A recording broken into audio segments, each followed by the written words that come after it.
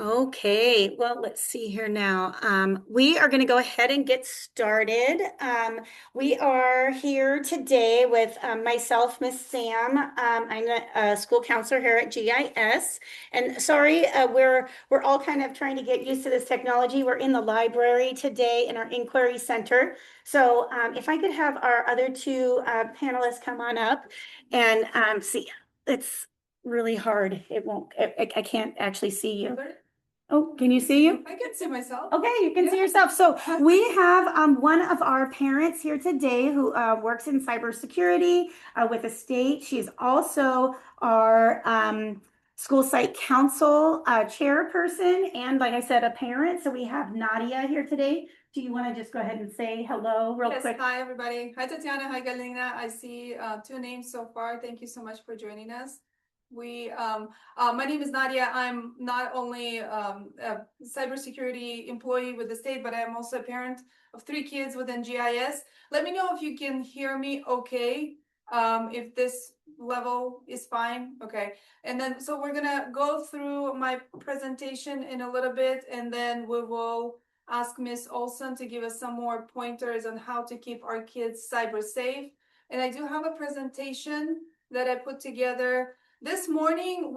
Do you want me to? Yeah. Well, let's introduce Miss Oh, yeah. Svetlana. Sorry, Svetlana's here too. And our last person here today is our parent liaison, Miss Svetlana. She also has children here. So she is going to be helping us kind of behind the scenes, including some questions that we got from parents prior, and we got answers from GCC for. So can we get thumbs up if you can actually hear us? Okay, wonderful. I just wanted to make sure, since we are recording this, and then we're going to, Miss Svetlana is going to be doing some technology splicing and making sure that it looks really nice and pretty, and we'll make it out for everyone to be able to review. So without further ado, let me share my screen so then Miss Nadia can go through her presentation. Okay. So give me just one moment here. That's okay. Can you see what's on the screen? It says Cyber Smart and AI Savvy. Thumbs up, thumbs down. I can't see your thumbs. Oh, there you go. Thank you. All right, so just wanted to give everybody a quick overview of what we have been talking to the students throughout today. We're not finished yet. We have a few more grades to go through, but we're talking to them about how to be cyber smart and talking about cybersecurity. I know cybersecurity is quite a challenging word. Let's go ahead and go to the next slide. So we wanted to let them know that, of course, internet is a very powerful tool, and we introduce students to the concepts of being cyber smart. So understanding how to use internet responsibly, recognizing how, AI works, because we touched on that a little bit with them, and then how they utilize it in their daily lives. We also emphasized on critical thinking, especially when they're using artificial intelligence, that it needs to be proof, that it needs to be read through whatever is being produced, and all those videos and pictures that they see online now, they need to assess them critically and not trust everything that they see online. We also talked to them about digital citizenship and importance of being kind online. Next slide, please. Really quick before we go into that, I wanted to make sure that all the parents that are joining us either today or in the future watching this video, that they know that GCC, Gateway Community Charters, has not officially put out a policy on students using AI at school. So currently that is all frozen. Our teachers are able to utilize educational AI, but students at this point in time, we do not have a policy, and they're not able to use it at school or on our Chromebooks. Thank you, Ms. Olson. All right, so what is cybersecurity? I know this word is, it means a lot and it brings a lot, and it is a challenging word to dissect, but it is about protecting your digital lives. So it comes to protecting our devices, our online accounts, our social media accounts. So anything that has to do with online interaction, where you have to log in, where you have to use your username and password. And just like we did this analysis or comparison for the third grade, we talked about having open and closed doors, just like you have your doors at home. When you want to lock your doors and protect yourself, it would be the same way as you would do it online. You lock the doors, meaning that you protect yourself with the username and the password to protect your online account, and the username and the password has to be strong in order for the bad people not to get access through those doors. We talked about online games and social media a little bit, and we wanted to make sure that they focus on building good habits, meaning that they are careful about what they're sharing with other individuals online. So, unfortunately, in our current world, the kids are being targeted, especially through games and social media.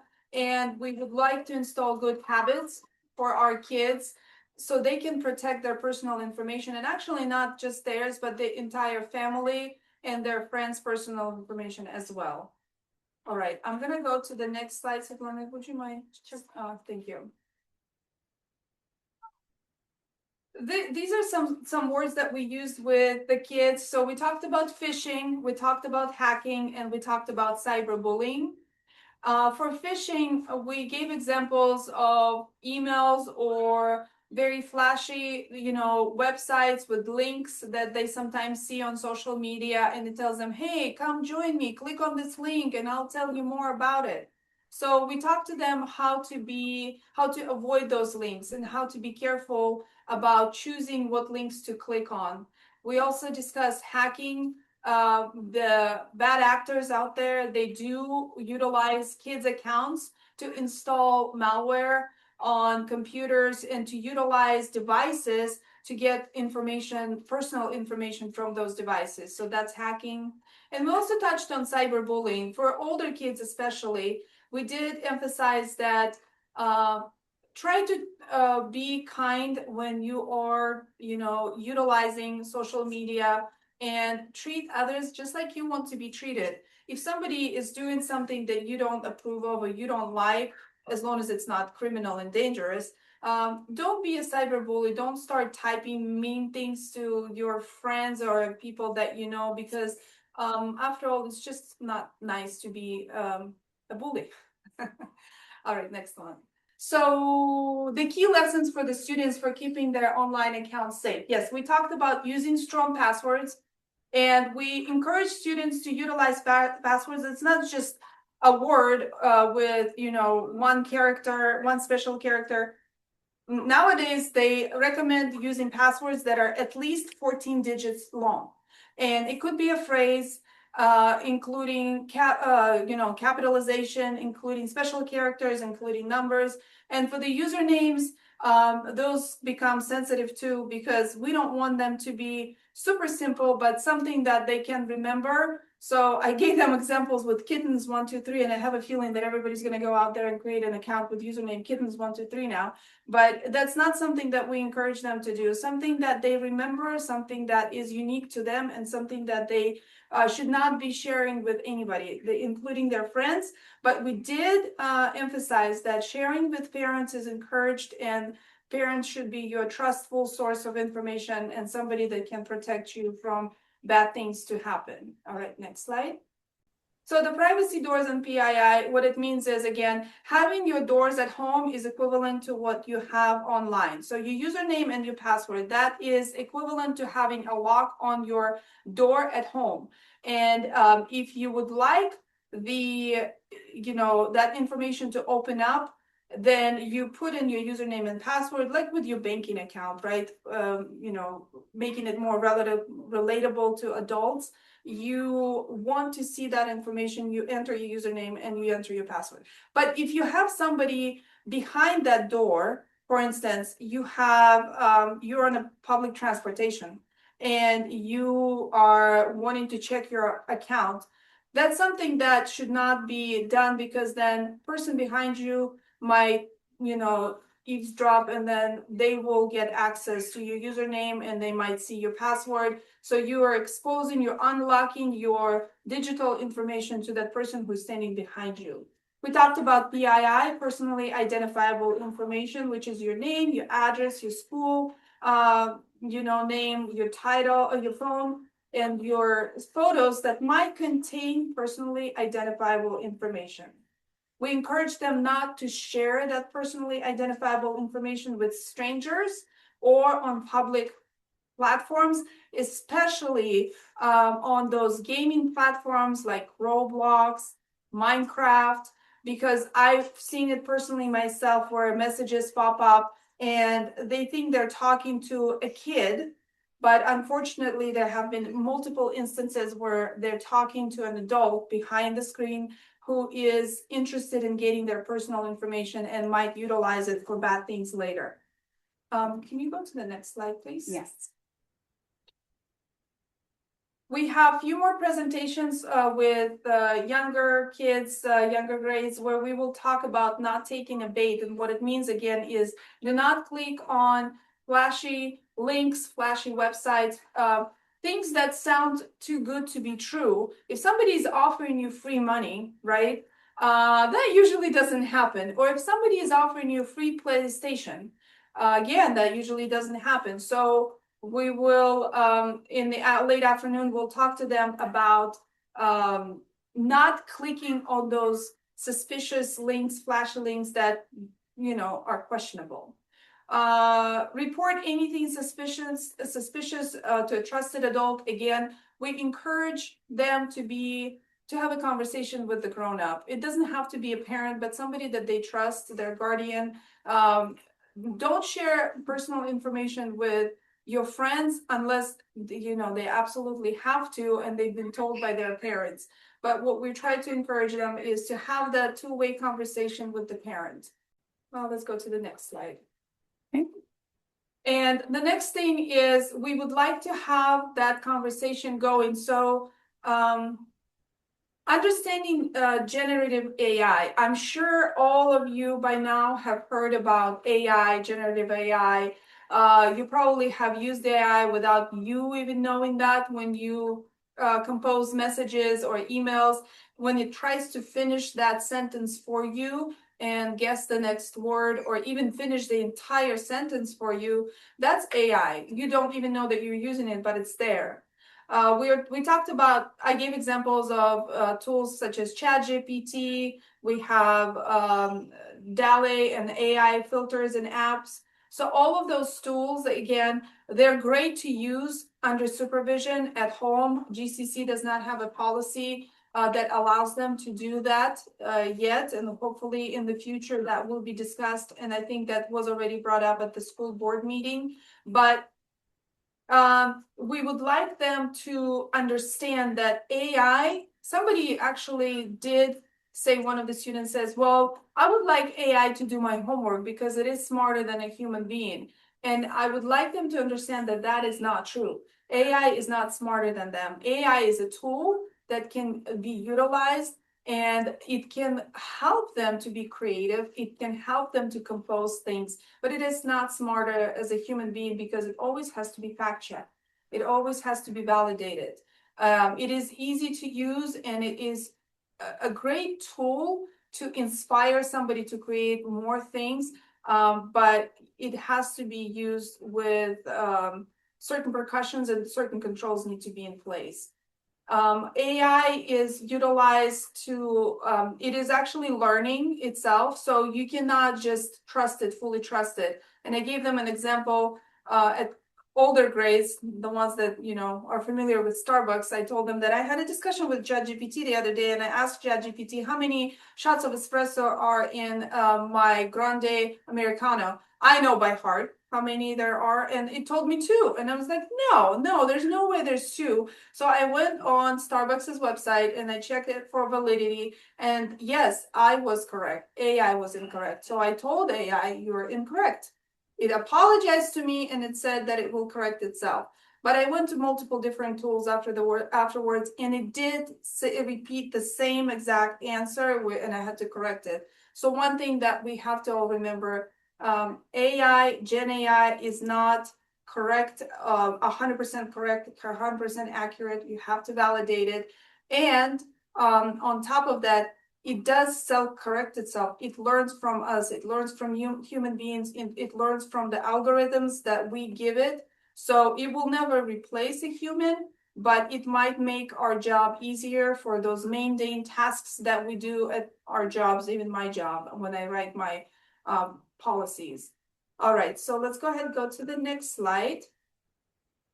I already briefly talked about AI is such a powerful tool. It can, write poems, it can write songs, it can make movies, it can make avatars and pictures and help with homework even. But what we did encourage our students is to keep in mind that the use of AI is going to be, monitored, because there are tools nowadays at schools that actually validate students' work. So when you turn in your assignment electronically, that assignment can be scanned for AI use. And the AI tool will be telling you that your student has utilized AI to complete their homework. So we told them that it's still considered cheating, and it's still considered as they're plagiarizing, even though the content, it does not belong to anybody, but that content is not created by them. Therefore, they're utilizing a third party's content to complete their work. And the next slide. So we did encourage our students to continue that conversation with their parents. And I know I'm a parent myself, and I know how challenging it is to to be in touch and kind of in control of that digital world that our kids are now exposed to. They know more about technology than we do. And that is absolutely true, because I still like to read things on paper. I still like to highlight things and put my sticky notes and write my notes in my notepad. Some of the students don't even know how to do that anymore. They actually prefer to type. They prefer to read things online on their small devices. And they are, at some point, they will probably be even discouraged to pick up a book and read it. So when we're talking about the digital world, it is a new era when we're going into, where people are exposed to more and more information online, and it's more convenient to find that information online. All those funny videos that we're watching, and then we go around and tell people about what happened. We encourage the students to validate those videos. If they see a bear being attacked by a cat, it doesn't mean that it's true, because that bear in the background, it disappears into the wild, and we don't see that bear, and all of a sudden has 5 legs and 2 tails. So if they don't notice those little details, in their mind, that thing had happened, and they're so excited to go and tell their parents, they go there, tell their friends about it. But we need to teach them how to be mindful of those things, because not everything that they see online should be trusted, and it's not a real event that took place. And that's a very important thing, because I've heard it from my own kids when they tell me stories about things that they've noticed, and they're excited to share that with the whole world, because they think they're the first one to see it. And then it turns out when we watch the video together, it happens not to be true, and they get disappointed. But that's the power of AI. It can make us think that those things are believable and those things are true. And I give examples of funny things, they're being attacked by a cat, but there are some real serious things that are being, it's called deepfake, produced, and they can include real people. If our pictures are out there on social media, bad people can utilize those pictures to make videos, to make voice recordings, and they can unfortunately utilize them for their personal gain. One thing that I try to emphasize with the parents is, if you are getting phone calls from, you know, strangers and they are using your kids' voices um, because of the things that they recorded with your kids, come up with a password that just the two of you know. If you're getting phone calls from strangers telling that your kids are in danger, immediately ask for that passcode that only you and your kid will know. And that might protect you in the future because of everything that is happening around the world. All right, that's it for me. Now it's time for Q&A session, and then I know Miss Olson, she had quite a few things to mention as well. Thank you, everybody. Okay, great. So really quickly, I want to show everyone some of the, I'm going to stop sharing for a second because we're going to go to another website and it's called Common Sense Education. And I actually am so excited because Miss Nadia, she actually used a lot of the information from this website. It provides so much great information to parents. And I'm going to go ahead and share my screen and bring this up so then everyone can see it. Okay, it's not here. So why don't we go ahead and why don't you go ahead and have any questions while I try to bring this up, okay? Go ahead and you can go ahead and just unmute and we will answer questions from you while I go ahead and bring up this website because it's such a wonderful website. Does anybody have any questions? And don't be shy. If we don't have the answers, we'll take them back as our action items and we will provide a response later. No, sometimes I have question if AI doing homework and how school it checks homework and it says it was an AI. Okay, so we have some programs, especially if they turn it in digitally. The programs that we utilize, like Toddle and what is the and some of the things that the teacher utilize, it automatically can tell us whether or not that it has AI use in it. So Google Docs has that. Google Docs for Education also has that built into it. So when we have students that are turning in their their homework in Google Docs, the teacher can check it before AI, and that's built in. So Okay. Toddle has that, and so does Google Docs and all the Google products which we use here on campus. Yeah. Thank you. You're welcome. So I'm going to go ahead and share my screen one more time, and we're going to look at this Common Sense Education. And it is really, it is a wonderful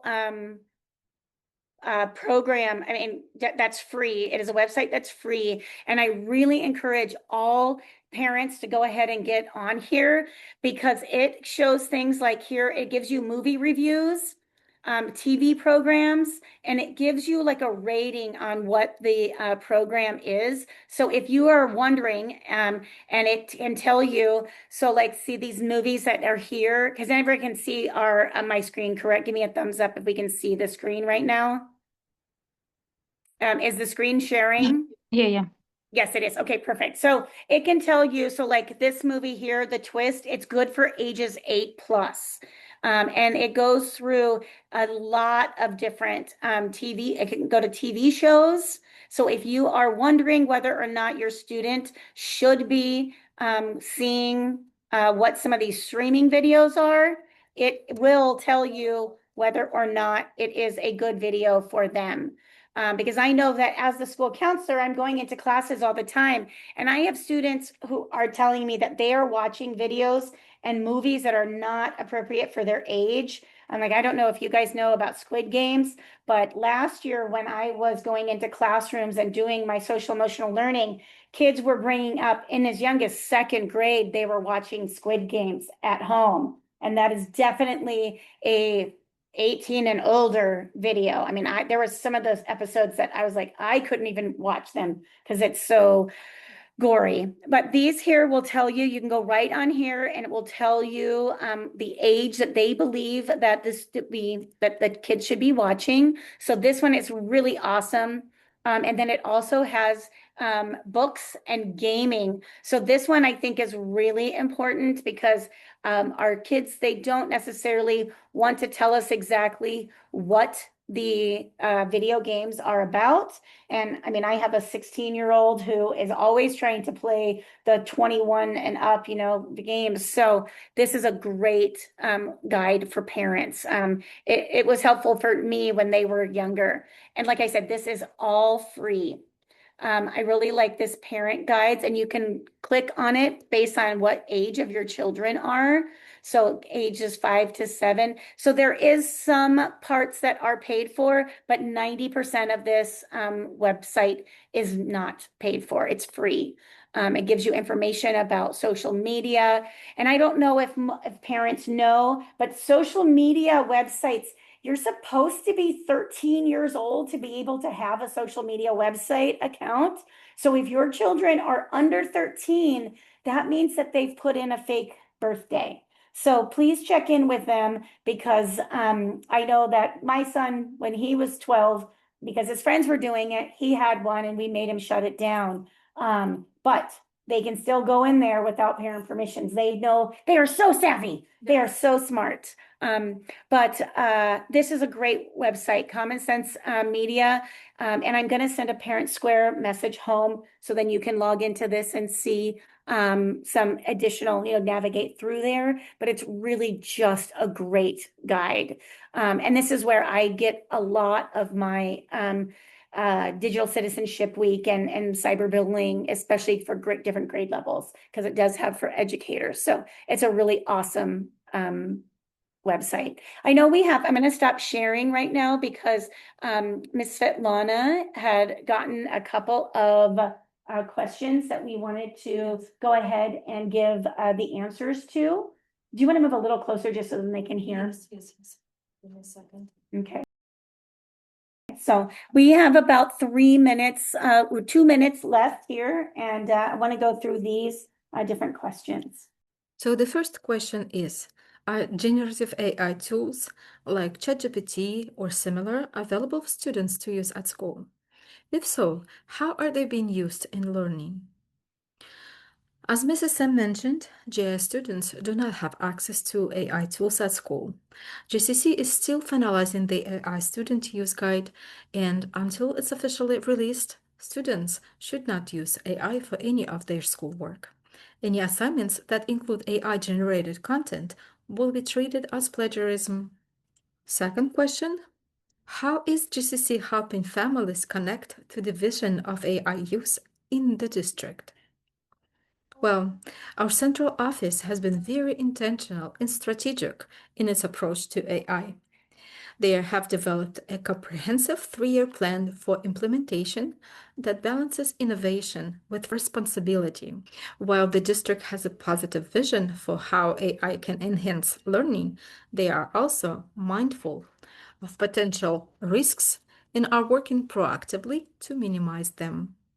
A large representative team supports this work to ensure that all AI tools and requests align with board policy, comply with FERPA, which stands for Family Educational Rights and Privacy Act, and COPPA, which is Children's Online Privacy Protection Act, and remain consistent with our student guidelines.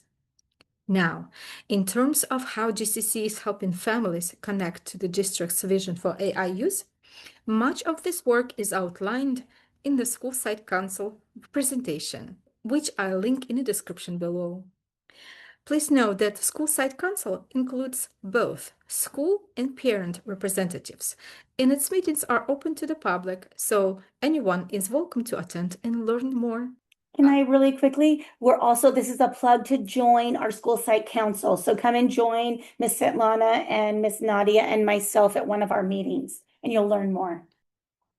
In the description below, you will also find links to the Artificial Intelligence Information webinar and GCC Professional Learning AI resource page, which provide more details about the district's AI initiatives and guidelines.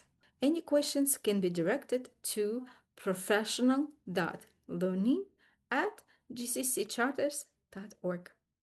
Okay, So that is all of our information for today. We are going to be working with this video to make sure that it will be up on our YouTube channel so you can come back and refer to it.